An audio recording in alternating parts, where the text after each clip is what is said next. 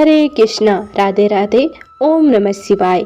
आज सोमवार के दिन आप सभी सुनिए सोमवार की व्रत कथा। एक समय की बात है, किसी नगर में एक साहूकार रहता था। उसके घर में धन की कोई कमी नहीं थी, लेकिन कोई संतान न होने के कारण वह बहुत दुखी रहता था। संतान प्राप्ति के लिए वह हर सोमवार को व्रत करता था और पूरी श्रद्धा के साथ भगवान शिव के मंदिर में जाकर भगवान शिव और माता पार्वती की पूजा किया करता था। उसकी भक्ति को देखकर एक दिन माता पार्वती प्रसन्न होकर भगवान शिव से साहूकार की मनोकामना पूर्ण करने का निवेदन करने लगी। माता पार्वती के आग्रह पर भगवान शिव ने कहा कि हे पार्वती, इस संसार में हर प्राणी को उसके कर्मों का फल मिलता है और जिसके भाग्य में जो लिखा होता है उसे वह भोगना ही पड़ता है। लेकिन माता पार्वती ने साहूकार की भक्ति देखकर उसकी मनोकामना पूर्ण करने की इच्छा व्यक्त की। माता पार्वती के आग्रह पर भगवान शिव ने साहूकार को पुत्र प्राप्ति का वरदान तो दिया, लेकिन उन्होंने बताया कि यह बालक 12 वर्ष तक ही जीवित रहेगा। माता पार्वती और भगवान शिव की बातों को साहूकार सुन रहा था, इसलिए उसे ना तो इस बात की खुशी हुई और ना ही दुख हुआ। वह पहले की भांति भगवान शिव की पूजा करता रहा। कुछ समय के बाद साहूकार की पत्नी ने एक पुत्र को जन्म दिया। जब वह बालक 11 वर्ष का हुआ तो उसे पढ़ने के लिए काशी भेज दिया गया।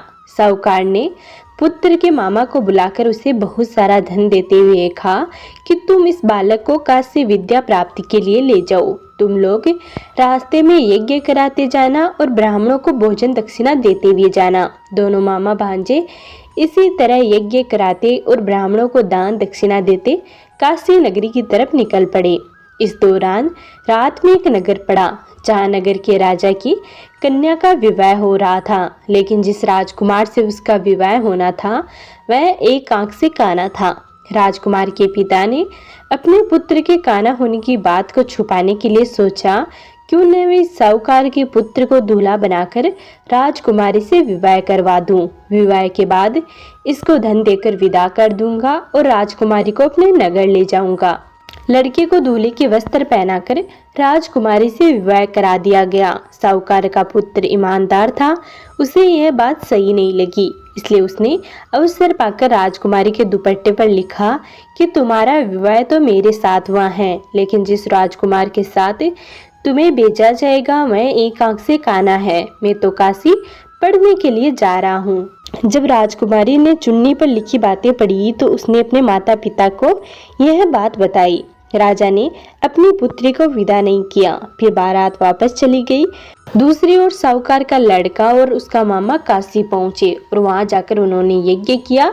जिस दिन लड़का 12 वर्ष का हुआ उस दिन भी यज्ञ का आयोजन किया गया। लड़के ने अपने मामा से कहा कि मेरी तबीयत कुछ ठीक नहीं है, तो मामा ने कहा कि तुम अंदर जाकर आराम कर लो। भगवान शिव के वरदान के अनुसार कुछ ही देर में उस बालक के प्राण निकल गए। मृत भांजे को देखकर उसके मामा ने विलाप करना शुरू कर दिया। सहयोगवश उसी समय शिवजी और माता पार्वती उधर से जा रहे थे। माता पार्वती ने भगवान भोलेनाथ से कहा कि हे स्वामी, मुझे इसके रोने के स्वर सहन नहीं हो पा रहे हैं, आप इस व्यक्ति के कष्ट को अवश्य दूर करें। जब भगवान शिव मृत बालक के समीप गए तो वह बोले कि यह तो उसी साहूकार का पुत्र है जिसे मैंने 12 वर्ष की आयु का वरदान दिया था। अब इसकी आयु पूरी हो चुकी है। लेकिन मातृत्व भाव से विभोर माता पार्वती ने कहा कि हे महादेव, आप इस बालक को और आयु देने की कृपा करें, अन्यथा इसके वियोग में इसके माता पिता भी तड़प तड़प कर मर जाएंगे। माता पार्वती के पुनः आग्रह पर भगवान शिव ने उस लड़के को जीवित होने का वरदान दिया। शिव जी की कृपा से वह लड़का जीवित हो गया। शिक्षा पूरी करके लड़का मामा के साथ अपने नगर की ओर वापस चल दिया। दोनों चलते हुए उसी नगर में पहुंचे जहां उसका विवाह हुआ था। उस नगर में भी उन्होंने यज्ञ का आयोजन किया। उस लड़के के ससुर ने उसे पहचान लिया और महल में ले जाकर उसकी खातिरदारी की और अपनी पुत्री को विदा कर दिया। इधर साहूकार और उसकी पत्नी भूखे प्यासे रहकर बेटे की प्रतीक्षा कर रहे थे। उन्होंने प्रण कर रखा था कि यदि उन्हें अपने बेटे की मृत्यु का समाचार मिला तो वह भी अपने प्राण त्याग देंगे। परंतु अपने बेटे के जीवित होने का समाचार पाकर वह बेहद ही प्रसन्न हुए। उसी रात भगवान शिव ने साहूकार के सपने में आकर कहा कि हे श्रेष्ठी, मैंने तेरे सोमवार के व्रत करने और व्रत कथा सुनने से प्रसन्न होकर तेरे पुत्र को लंबी आयु प्रदान की है। इसी प्रकार जो कोई सोमवार का व्रत करता है या कथा सुनता है और पढ़ता है, उसके सभी दुख दूर होते हैं और उसकी सारी मनोकामनाएं पूरी होती हैं। तो प्रेम से बोलिए भगवान शिव की जय, माता पार्वती की जय। अब सुनिए सोमवार की दूसरी कथा। एक समय की बात है, एक बार माता पार्वती और शिवजी मृत्युलोक पर भ्रमण कर रहे थे। यात्रा करते हुए वे विदर्भ देश के अमरावती शहर में आए।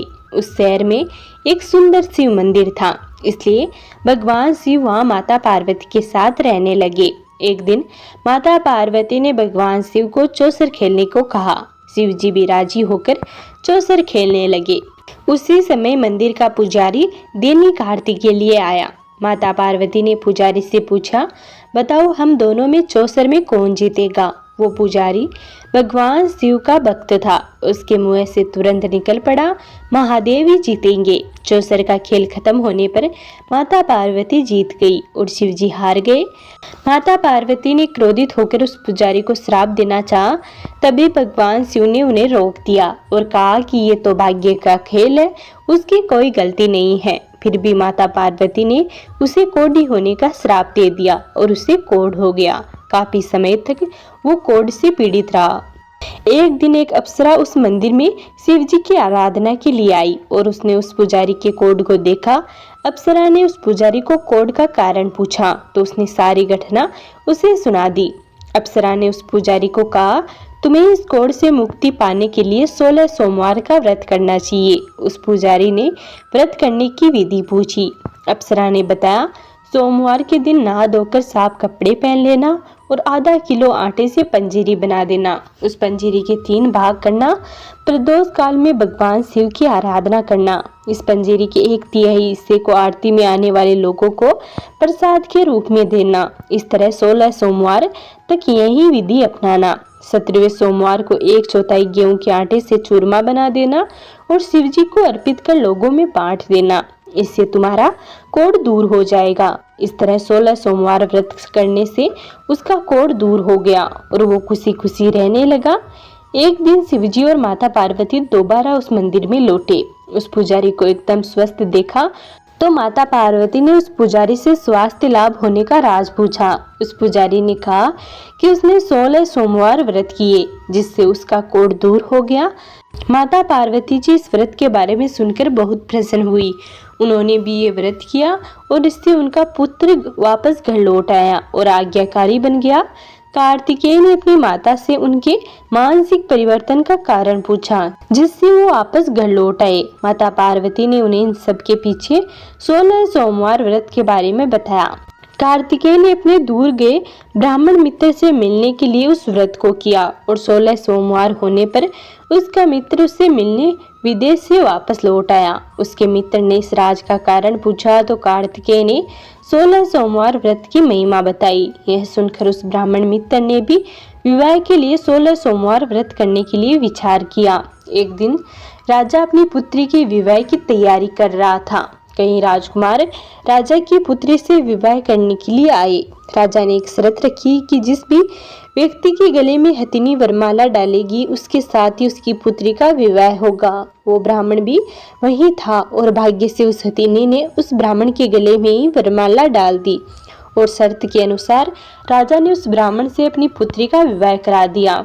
एक दिन राजकुमारी ने ब्राह्मण से पूछा, आपने ऐसा क्या पुण्य किया जो हथिनी ने दूसरे सभी राजकुमारों को छोड़कर आप ही के गले में वरमाला डाली। तो उसने कहा कि प्रिय, मैंने अपने मित्र कार्तिकेय के कहने पर 16 सोमवार व्रत किए थे। उसी के परिणाम स्वरूप तुम लक्ष्मी जैसी दुल्हन मुझे मिली।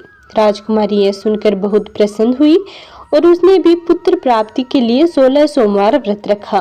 फलस्वरूप उसके एक सुंदर पुत्र का जन्म हुआ और जब पुत्र बड़ा हुआ तो पुत्र ने पूछा, माँ आपने ऐसा क्या किया जो आपको मेरे जैसा पुत्र मिला। उसने भी पुत्र को 16 सोमवार व्रत की महिमा बताई। यह सुनकर उसने भी राजपाट की इच्छा के लिए यह व्रत रखा।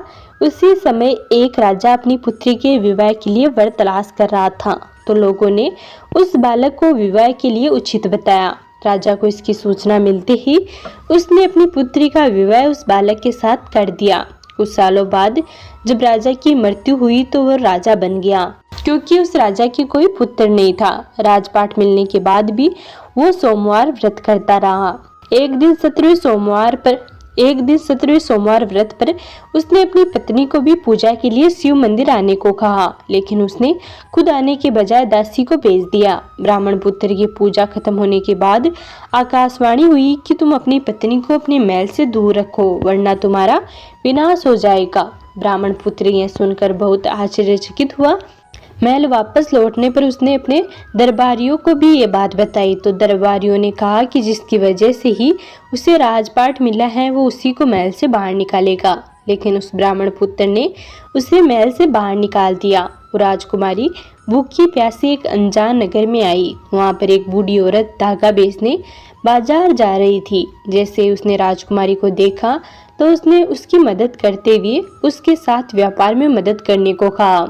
राजकुमारी ने भी एक कटोरी अपने सर पर रख ली। उस दूरी पर चलने के बाद एक तूफान आया और वो टोकरी उड़कर चली गई। अब वो बूढ़ी औरत रोने लग गई और उसने राजकुमारी को मनुष्य मानते हुए चले जाने को कहा। उसके बाद वो एक तेली के घर पहुंची। उसके वहां पहुंचते सारे तेल के घड़े फूट गए और तेल बहने लग गया। उस तेली ने भी उसे मनुष्य मानकर उसको वहां से भगा दिया। उसके बाद वो एक सुंदर तालाब के पास पहुंची और जैसे ही पानी पीने लगी उस पानी में कीड़े चलने लगे और सारा पानी धुंधला हो गया। अपने दुर्भाग्य को कोसते हुए उसने गंदा पानी ही पी लिया और एक पेड़ के नीचे सो गई। जैसे ही वो पेड़ के नीचे सोई उस पेड़ की सारी पत्तियां झड़ गई। अब वो जिस पेड़ के पास जाती उसकी पत्तियां गिर जाती थी। ऐसा देखकर वहां के लोग मंदिर के पुजारी के पास गए। उस पुजारी ने उसे राजकुमारी का दर्द समझते हुए उसे कहा, बेटी तुम मेरे परिवार के साथ रहो, मैं तुम्हें अपनी बेटी की तरह रखूंगा, तुम्हें मेरे आश्रम में कोई तकलीफ नहीं होगी। इस तरह वह आश्रम में रहने लग गई। अब वो जो भी खाना बनाती या पानी लाती उसमें कीड़े पड़ जाते। ऐसा देखकर वो पुजारी आश्चर्यचकित होकर उससे बोला, बेटी तुम पर ये कैसा कोप है जो तुम्हारी ऐसी हालत है। उसने वही शिव पूजा में ना जाने वाली कहानी सुनाई। उस पुजारी ने शिव जी की आराधना की और उसको 16 सोमवार व्रत करने को कहा, जिससे उसे जरूर राहत मिलेगी। उसने 16 सोमवार व्रत किया और 17वें सोमवार पर ब्राह्मण पुत्र उसके बारे में सोचने लगा, वह कहाँ होगी, मुझे उसकी तलाश करनी चाहिए। इसलिए उसने अपने आदमी भेजकर अपनी पत्नी को ढूंढने को कहा। उसके आदमी ढूंढते ढूंढते उस पुजारी के घर पहुंच गए और उन्हें वहां राजकुमारी का पता चल गया। उन्होंने पुजारी से राजकुमारी को घर ले जाने को कहा, लेकिन पुजारी ने मना करते हुए कहा, अपने राजा को कहो कि खुद आकर इसे ले जाए। राजा खुद वहां आया और राजकुमारी को वापस अपने महल लेकर आया। इस तरह जो भी यह 16 सोमवार व्रत करता है उसकी सभी मनोकामनाएं पूरी होती हैं। तो प्रेम से बोलिए भगवान शिव की जय, माता पार्वती की जय। अगर आपको यह वीडियो पसंद आया है तो प्लीज़ वीडियो को लाइक और चैनल को सब्सक्राइब जरूर करें।